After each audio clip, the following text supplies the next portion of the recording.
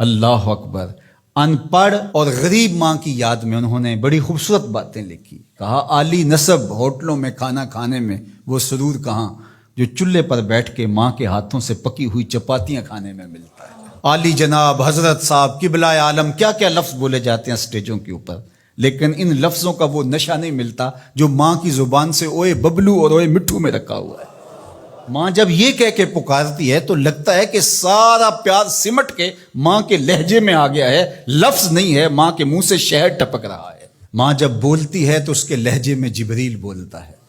ماں جب مسکراتی ہے تو لگتا ہے جنت کی ساری کلیاں کھل اٹھی ہیں۔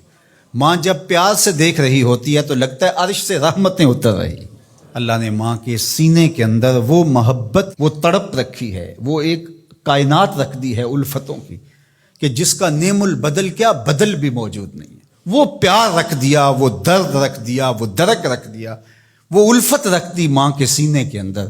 ایک شاعر ہوا تابش، اس نے ماں کے پیار کو کتنی خوبصورت پیرائے میں بیان کیا۔ ایک مدت سے میری ماں نہیں سوئی تابش، میں نے ایک بار کہا تھا مجھے رات کو ڈر لگتا ہے۔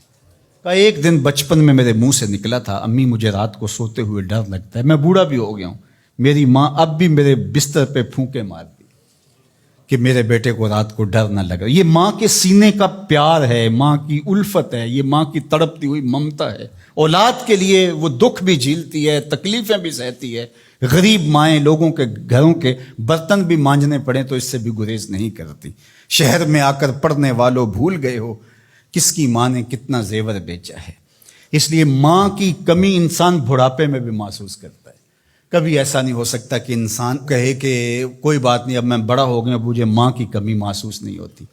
بوڑھا بھی ہو جائے انسان جو ہے وہ سب سے اونچے منصب پر بھی بیٹھ جائے، میں اور آپ کیا، میری اور آپ کی حیثیت اور اوقات ہی کیا۔ امام الانبیاء حضور ختم المرتبت صلی اللہ علیہ وآلہ وسلم حجرہ انور سے نکلے اور جو ہی حضور نبی رحمت صلی اللہ علیہ وآلہ وسلم مصلی پر تشریف فرما ہوئے تو حضور کو دیکھ کر کے تمام صحابہ ادب سے کھڑے ہو گئے۔ جو ہی یہ امٹتا ہوا پیار دیکھا تو حضور کی نظر پلٹ کے کئی سال پیچھے چلی گئی اور ابوا کی وادی میں اپنی ماں کی قبر پہ کھڑا ہوا اپنے آپ کو پاتے ہیں حضور۔ اور پھر ایک جملہ کہا، الحاوی للفتاوی کے اندر امام سیوطی نے اس کو بڑی تفصیل سے لکھا ہے کہ چشمان رحمت سے آنسو ٹپکنے لگے اور حضور مصلی پہ کھڑے ہو گئے اور فرمایا لو ادرکت والدی او احدہما، کاش آج میرے ماں باپ زندہ ہوتے یا کم از کم میری ماں ہی زندہ ہوتی اور میں لوگوں کو نماز پڑھا رہا ہوتا۔ وَأَقْرَأُ فِيهَا بِفَاتِحَةِ الْكِتَابِ، اور اس میں سورہ فاتحہ کی تلاوت چل رہی ہوتی۔ پھر میری ماں کو میرے ساتھ اچانک کوئی کام یاد آ جاتا، وہ دروازے پر آتی اور چلمن سرکاتی اور مجھے بیٹا کہہ کے آواز دیتی۔ فرمایا لوگوں نماز چھوڑ کے پہلے ماں کی بات سن لیتا۔ تو ماں کی کمی تو انسان زندگی کے آخری حصے میں بھی محسوس کرتا ہے۔